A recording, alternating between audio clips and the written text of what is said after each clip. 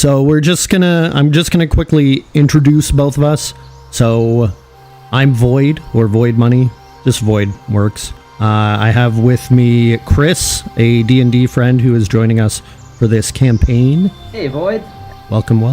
So anyway, welcome to Chronicles of the Cloudsea, character creation session 2. So yeah, we're gonna be doing character creation with Chris. He is going to be creating a human character from Windswept Isle, where the campaign setting is actually this isn't really a spoiler, but it's going to start off on Windswept Isle. So it's good that we have a character that's from there. So the creation of the Cloudsea. Welcome to the Cloudsea, a young realm created by the nameless wolf. When wolf slept, her dreams became clouds that populated all of the world before other living things were born. Wolf slept until she brought Hawk into the world so that they could hunt in the light, and so Wolf slept every 10 days of 40, when she would disappear from the night sky, and it would be dark for 10 days. In the dark, Hare appeared and created the lands and creatures, and she took the name of Hazel. Every 10 days of darkness, more clouds would be turned by Hare into land while Wolf slept. Usually the land would be insignificant and small islands. The few major collections of land were divided between the Horns of Stree and the Owl, which stood in the distant east, shrouded by the nocturnal axis of Wolf's body, that the followers of the Owl could always live in the always dark. The nests of Mac the Sparrow, which made up the lands of the civilized people, and the burrow mounds of Monax the Groundhog, whose people built great works. Do you have any questions about anything I just went over, out of curiosity? I think I've got everything down pat. I remember reading about some of this in the document that you sent me a while back, so yeah, I've gone over it a few times. Yeah, I figured. Everybody's been well prepared from my talking back and forth with everybody, so that's good. Mm-hmm. We will move on to the next document, an intro to humans. Where did they come from? Most creatures from the Cloudsea had a clear point of origin, either being rescued from another plane or realm, or created by magical means. With humans, their beginnings are a mystery. Hazel the Hare creates land while the wolf sleeps by shaping the wolf's dreams into land. Windswept Island simply appeared one day with humans on it. The first humans had no recollection of how they arrived on Windswept, or where they came from originally. Windswept is the breadbasket of the Cloudsea. Windswept Isle, with its convenient geography at the center of the Cloudsea and abundance of wild grain, became somewhat of a center for commerce on the Cloudsea. Its relative flatness and namesake wind also led to the eventual construction of windmills throughout the island. Flour, string, and yarn were not uncommon exports, but more often than not, the resulting breads and textiles were the commodity of choice, as Hume adopted the role of craft and trade workers in both baking and clothing, and the miller became one of the more sought-after trades. So it's a very medieval town kind of vibe at the Windswept port town. So that's the intro. Amazing. Sounds great. I'll create it on my end, so we'll just go through this one step at a time. I have the stuff you sent me as well. Race, human, alignment. I don't think I remember what you chose for alignment. I went with neutral good. Neutral good. My character, she has been a farmer her entire life and is very salt of the earth, very much like just... Basically, when I was creating this character, I know that this is a new setting that we're going into, and a lot of very interesting and fun things, but I wanted to create sort of a character who is down to earth in some ways, almost like to provide a potential point of view for the audience, maybe? Like, to give new people, like, somebody to, like... in a lot of stories, how there's always somebody who's kind of new to what's going on, and through them, the audience finds out about things and stuff like that? Yeah, absolutely. Yeah. Kind of an everyman. Exactly. So I'm going with somebody who, up until now, has been a relatively normal person, but bit by bit, they're starting to be drawn into things not of their own volition. Okay, cool. Which is where the campaign starts. Well, we can definitely do a lot with that. So I'm just checking to see. You know what? I might have to do a custom version of Human since I added a bunch of extra features.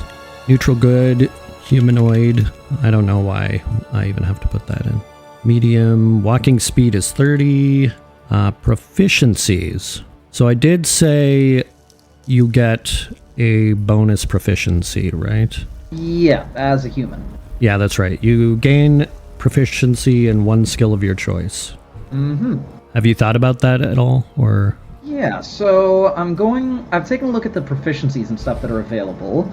So for my character, we went with a homebrew background of farmer, correct? Yes. Okay, so for farmer, I believe the skills for that are animal handling and nature. Okay, cool. I had a farmer homebrew sheet pulled up already as well. Okay, and you also get one more proficiency on top of that, of your own choosing. Is this for being a human? Yep. Okay, so for that, the proficiency that I chose for a human is insight.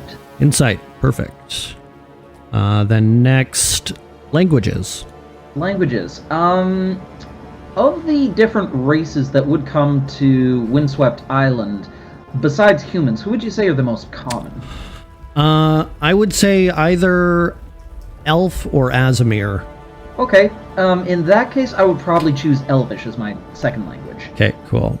I'd say if there were a lot of traders or a lot of some other immigrants who also set up farmsteads, then Elvish would likely be a solid choice to learn as well. Yeah, absolutely. And I think you're going to be interacting with lots of elves as things go on, so that makes sense. Yeah. Then technology, I know you got land vehicles. Yeah, that as well.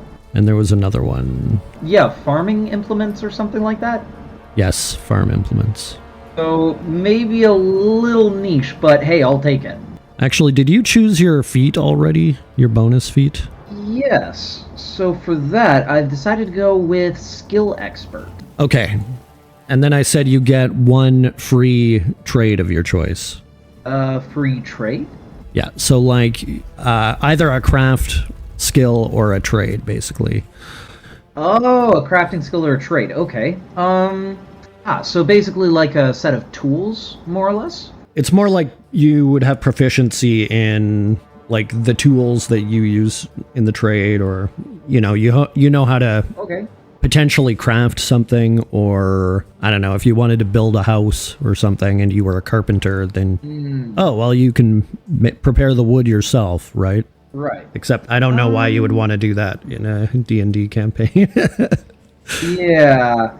I would say carpenter's tools would make sense. Basically, I think that I'd have experience like helping to set up, sheds, barns, fixing wagons, things like that. Yep. Awesome. I think we're ready to go to class. Awesome. So you're going to be druid. That's the plan, yes. Yeah, so I did see you put beginning of campaign will awaken to natural druidic powers that activate randomly. Were you thinking of doing like a wild mage kind of flavor, but druid? Not necessarily. More like, basically, I was thinking that for her abilities and stuff, until, like, basically for the first couple sessions, maybe she doesn't have her powers under control. Right. And, like, she's just awakening to them, but then she quickly gets the hang of it and realizes, she can cast magic at will and not have it spring out randomly or anything like that. Cool. So has she had any druidic incidences before the start of the campaign? That is up to you. I think, not really. I'd say that this is all very new to her, so... Yeah. if you decide to explore this in the campaign and just have these things start to happen, that totally works. You know, I have an idea. Let's say she can feel something different bubbling beneath the surface, but she doesn't really get it. But she does feel more of a connection with being outside, or, I mean, she's a farmer anyways, but... Yeah. But even more so, like less about being outside and doing work and more outside and communing with nature. How does that sound to you? That works for me, okay. Okay, cool. Okay, skill proficiencies, you get more, basically. Choose 2 from Arcana, Medicine, Perception, Religion, and Survival. Okay, so let me just take a look at what I picked. I've built my character on D&D Beyond as well. So for my proficiencies, I've gone with Medicine and Survival. See, with the previous character creation session, the other player basically chose between nature and survival, and I was like, people are going to choose survival for sure. But you also have nature, so... Yeah. So I was like, I feel like survival's more useful in an adventuring setting. However, if you're playing from a party perspective, you kind of want to have a different toolkit than everybody else. So he went with nature. But you're as a druid, you would have most likely both of them anyways. So I don't think I have to fill anything else out here. It's all pre-plugged into the Charactermancer. But I will read out the stuff you get. For weapon proficiencies, you get club, dagger, dart, javelin, mace, quarterstaff, scimitar, sickle, sling, and spear. Armor proficiencies, light armor, medium armor, and shields. Tool proficiencies, herbalism kit. Language proficiencies, druidic. Preparing and casting spells, you prepare blah blah blah. We don't have to read that one.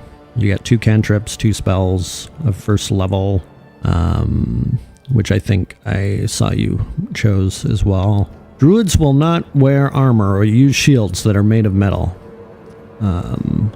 for your armor proficiency.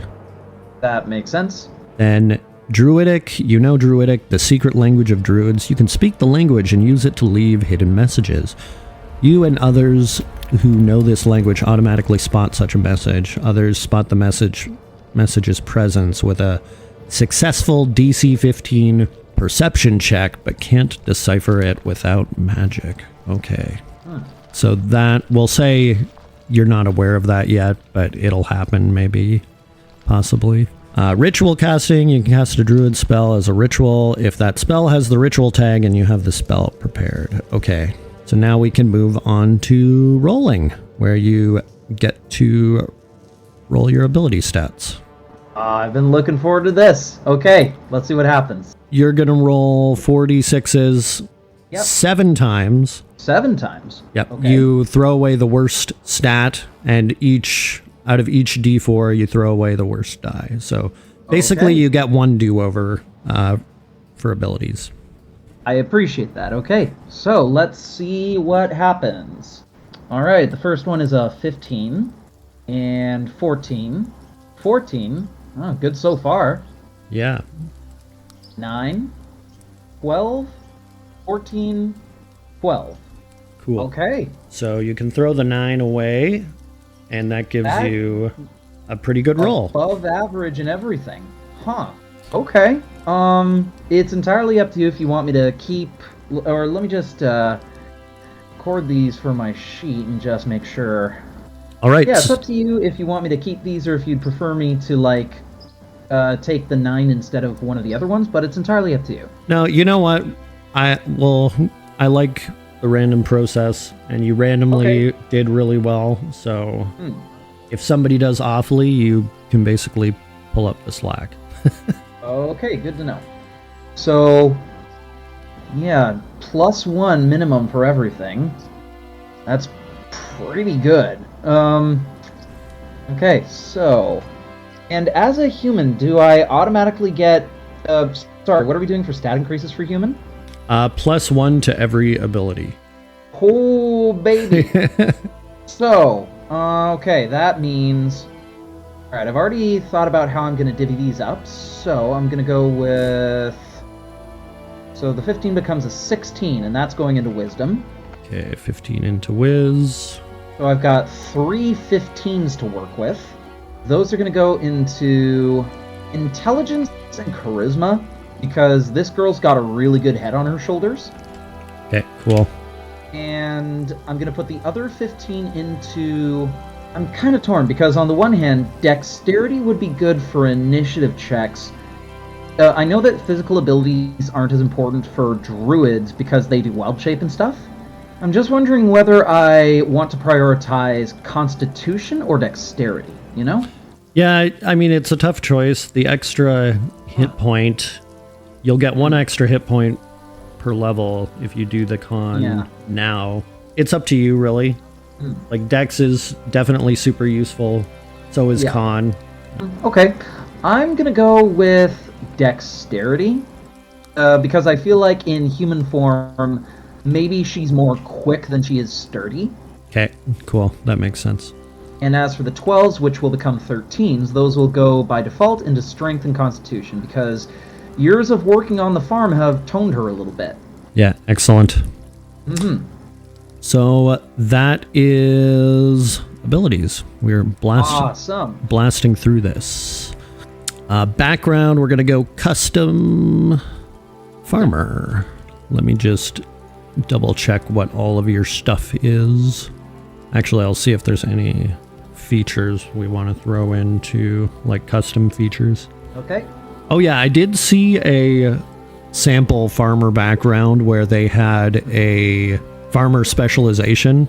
Okay. Do you have any interest in being a specialized farmer? So the options they have are rancher, grazier, stockman, peasant, forester, and silk. I think... sorry, did you say grain was one of those options? Grazier, which... that one is like harvesting milk, eggs, feathers, or wool. The harvesting grain, that one would be peasant. Okay, peasant. Alright. Then I will go with peasant, because I feel like her family being very salt of the earth, you know, grain is an important good to have in, you know, rural, like, old age societies, because so many people just had to rely on bread or grains for other various items and stuff. So, for that reason, like, I feel like her family is, you know, one of many groups of people who focus on providing, like, one of the main parts of, you know, the diet of society. Actually, while we're on this, I want to quickly touch on the farming in the context of the Cloudsea. So, pretty much only humans farm. The other biome, like pretty much every island is almost like a different biome. They're very small islands. Well, mostly small. There are a couple big ones. But that's really the only biome that's well suited for grain. And when Windswept came into being, it had wild grain on it already, or wild wheat, or we could say a variety of wild grass even, just to get the mixture of different cultural backgrounds in there, which could be kind of cool. Yeah, and it's a very young island as well. Well, as of your character creation session, we're going to say it's 99 years and 364 days old. So the centennial is tomorrow, basically. Oh, damn. Okay. Which will be session 1. But anyway, we'll go back to your flavor here. You had your rules to live by. Family is everything, and families are something you choose to make. Those who prepare are those who survive. All great things take time, dedication, and hard work. Yeah. She has her own reasons in her backstory for believing in all of these things. Then there was something else I wanted to touch on. You suffered a wolf attack when you were younger. So I wanted to ask because it sounds that was something I'd come up with before you described Windswept Island a little bit. It sounds like a very peaceful sort of place. Is that correct? Yes, it is very peaceful. Yeah. So would you say that wild animals aren't really a thing or anything like that? Predators, no, but everything else is kind of random. There's a certain level of randomness to all of the islands, really. Like, some things don't really seem to mesh. But we'll say the flavor background that you chose will stand, but people have one of two reactions when they hear about your horrible wolf attack. First of all, the first reaction is, that's preposterous. Wolves don't live on Windswept Island. Mm-hmm. Yeah, And, gaslighting. Yeah. And the second response is, well, it must have been the wolf. The great wolf, which is the creator of the world. Yeah, and I'm guessing that some people were like, to have survived such an attack, you must have received the blessing of the wolf. Maybe you can look out on this as a great, a great sign of things to come, child.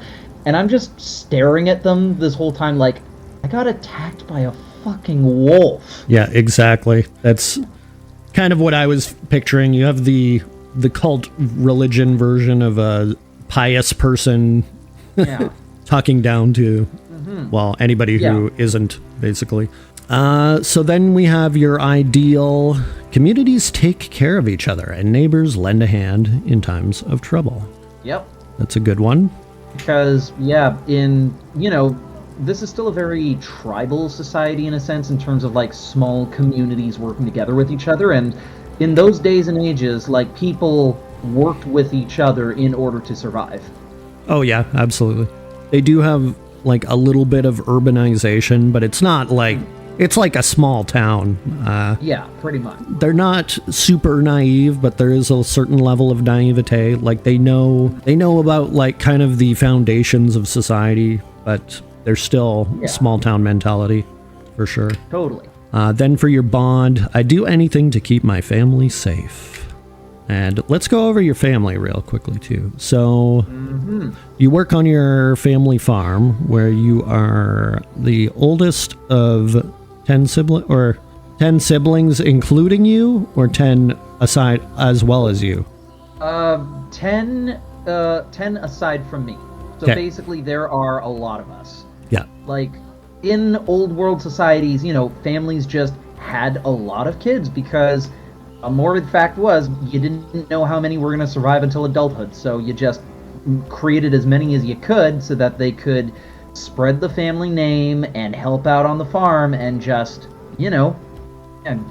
kept society and the homestead moving. Okay, cool. Have you thought of any of your siblings' names or identities up to this point? Not at the moment. Okay. Like, I will give you as much freedom as you'd like to decide who is in my family. Okay, cool. If you have any ideas you want at any point, we can always plug it in, but I will work on that. Yeah, there is definitely, like, options for a variety of different kinds of kids. Like, there can be the sweet one that everybody looks after, and there can be, a troublemaker who just is always up to something because they get bored way too easily. Yeah, for sure. With your parents, do they kind of fit the like the stereotypical farming parent roles? Yeah, pretty much. Like, just always working on the farm, always making sure that the kids are looked after, no need to worry about going out into the world or adventuring. There's stuff to be done here around the homestead. Okay, cool. I think that's it for family that I wanted to go over. I do not have an anger problem is your flaw. Yeah. So, care to elaborate? Yeah, basically, when she gets angry, she can find herself sometimes getting a little angrier than most people, and she tries to rein it in, but nevertheless, it becomes more visibly apparent more quickly. Like, she's the sort of person who just tries to bottle it up as much as she can, but when it basically, when it goes off, she really lets people know about it. And, Cool. yeah, so for my class and stuff, like, I am planning to subclass her into Circle of the Moon so that she specializes in turning into animals to be on the front lines during combat and stuff. So, basically, that plays into her druidic nature of just becoming, more bestial, just having her emotions and her instincts a little closer to the surface than most people. Yeah, that's going to be very cool.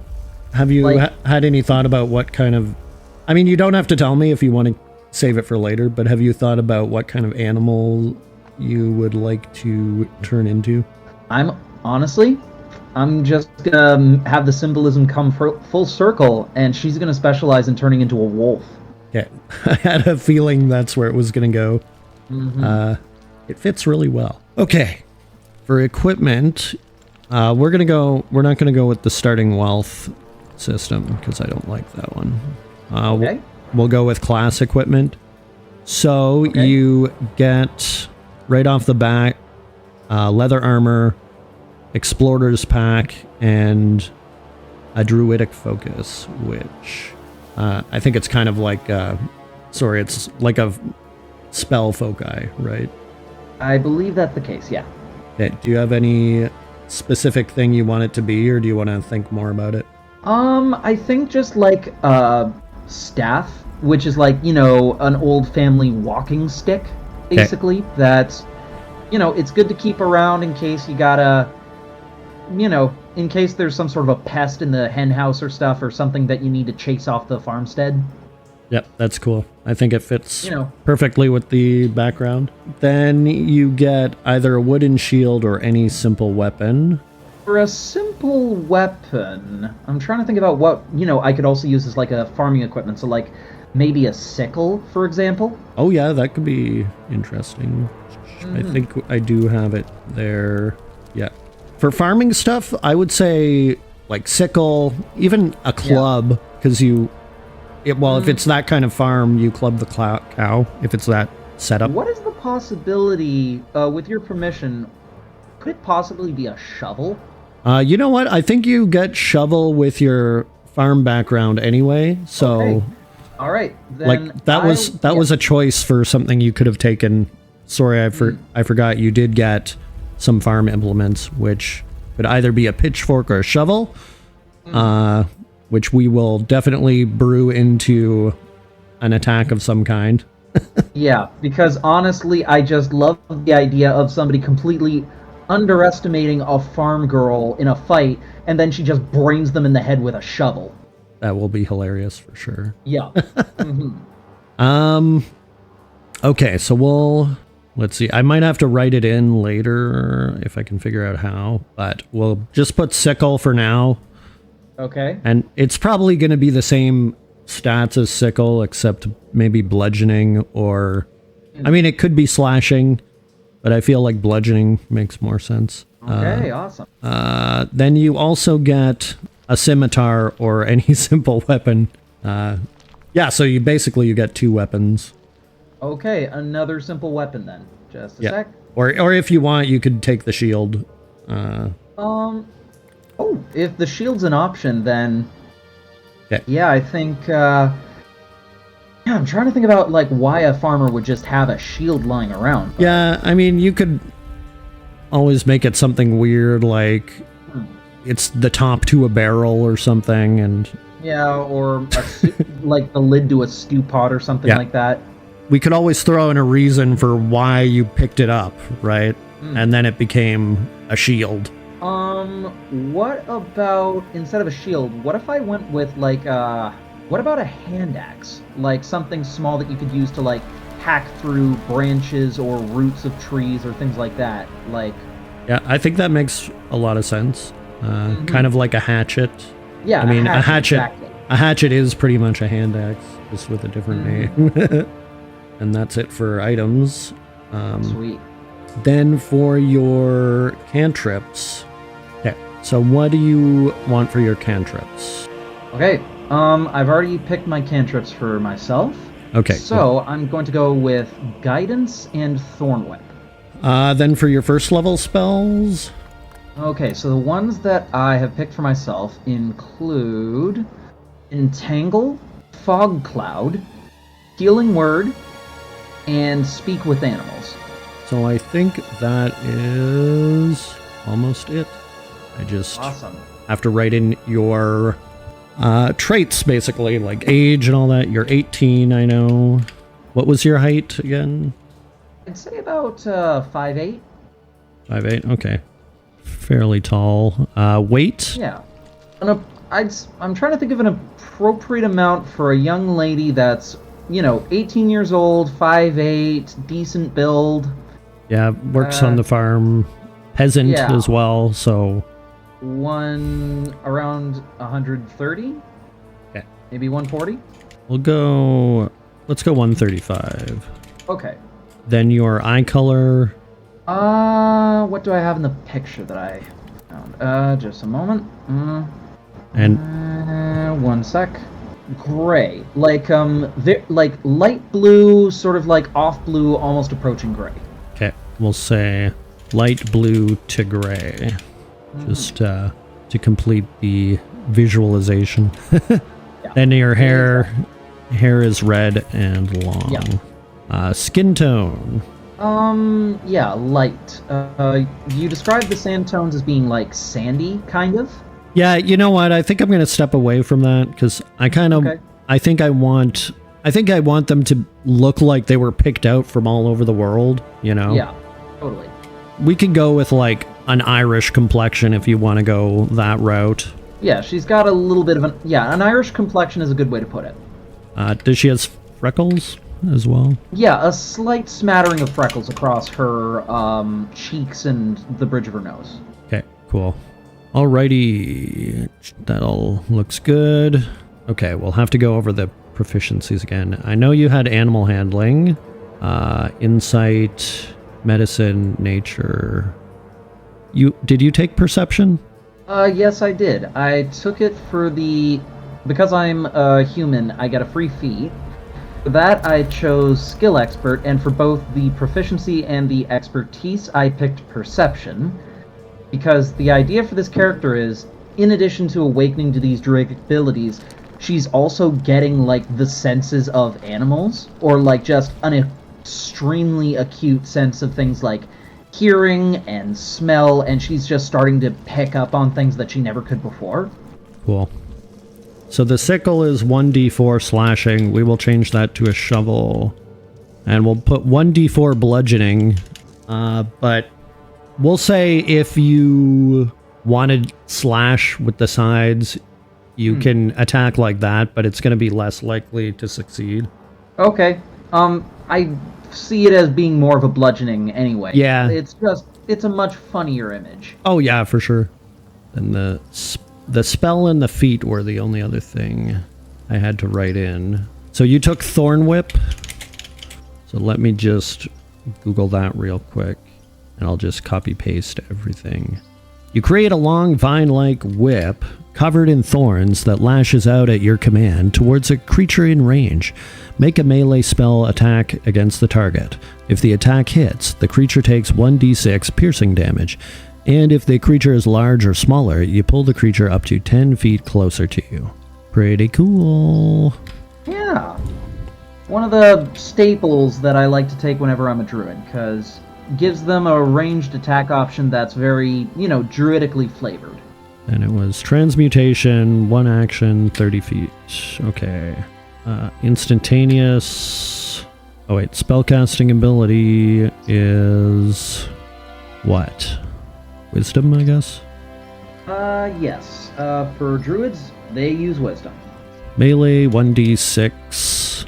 Was there a bonus for wisdom to the damage output? For Thorn Whip specifically? Yeah, it doesn't look like there is on this site. But just a sec. I'll just check out a better reference guide. It doesn't look like it. It looks like it's just a flat 1d6. Yeah, I guess it makes sense for a cantrip. They usually don't scale.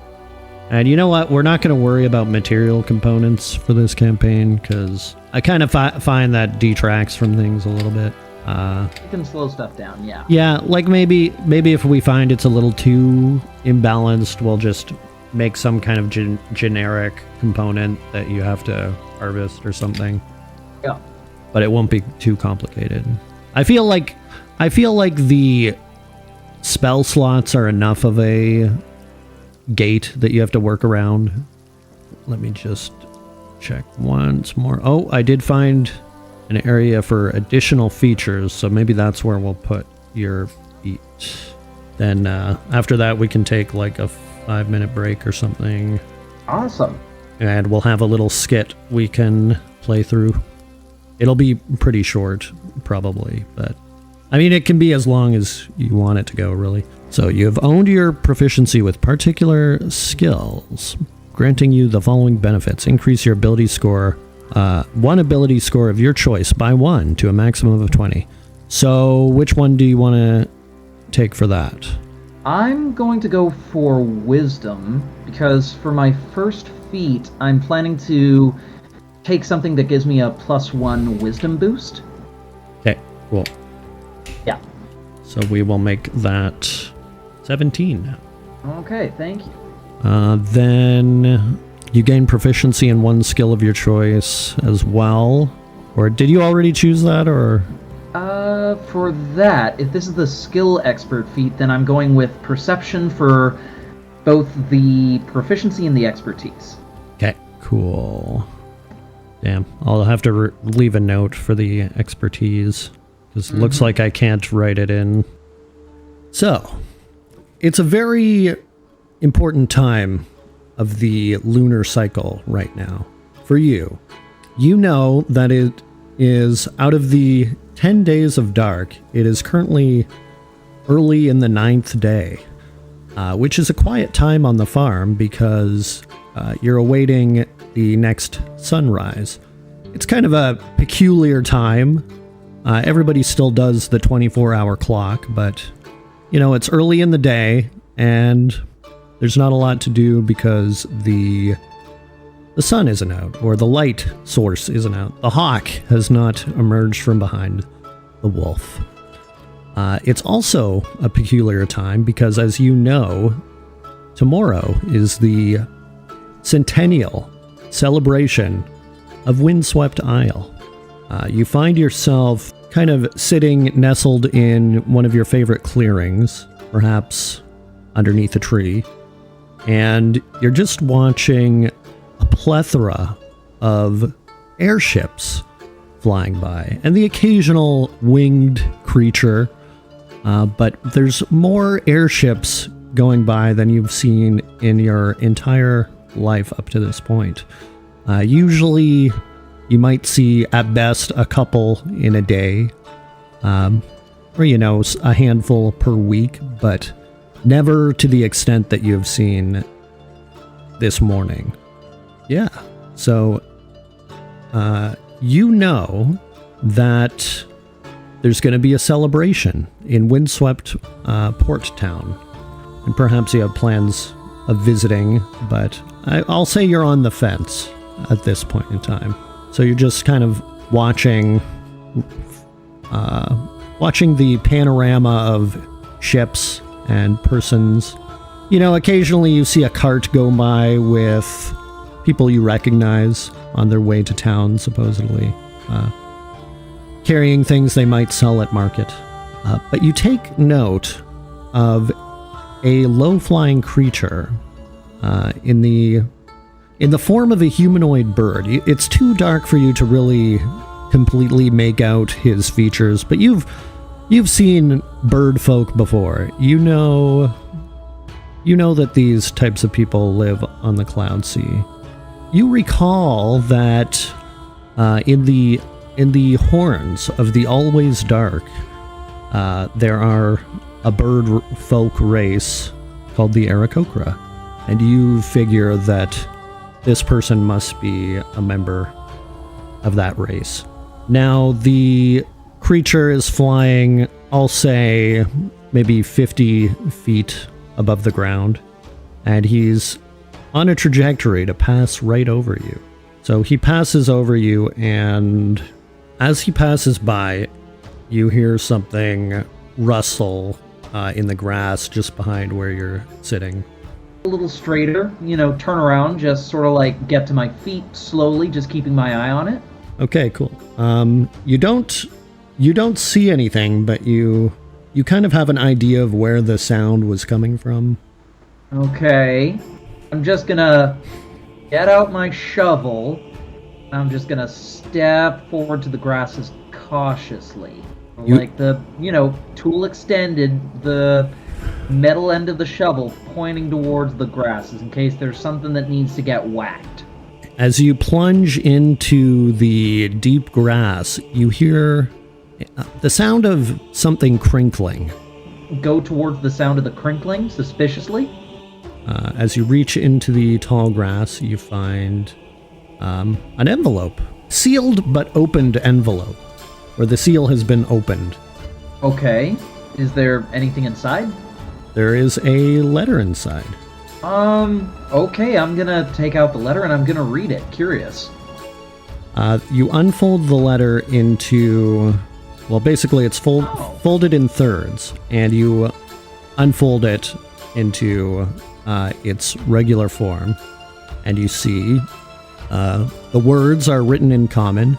Greetings, potential adventurer. It is with great honor that I, Carol Zillaru, the humblest of servants of the Hare, invite you to the centennial celebration of Windswept Island. Your local ferry services will be providing complimentary trips to and from Windswept Town, at the expense of the Nature and Goodness Preservation Society. It may come as no surprise to you that this centennial is a particularly special one, as no landmass of major significance has been formed from the Wolf's dreams since Windswept Island came into being almost 100 years ago on the morrow. It has, however, come to our attention that the wolf dreams are particularly potent this cycle, and the Hare has been hard at work preparing a landmass the likes of which have never been seen on the Cloudsea. A new, untamed wilderness of sorts. This new wilderness will be a special unspoiled land of vast resources for all sentient creatures. However, it has occurred to we at the Nature and Goodness Preservation Society that this vast land will require a new breed of adventurer to explore and tame its immeasurable expanse, for the betterment of all the Cloudsea peoples. And this is where you come in. We extend our invitation to all would-be explorers to join us at Windswept's Centennial Celebration, where people from all across the Cloudsea will eagerly await the coming into existence of the new wilderness as the wolf wakes. In Clouds and Dreams, Carol Dream Petal Zillaru, first seat of the Nature and Goodness Preservation Society. Addendum: adventurers with their own means of travel are asked to use the provided ferry services, as there will be no space at Windswept Port for private vessels.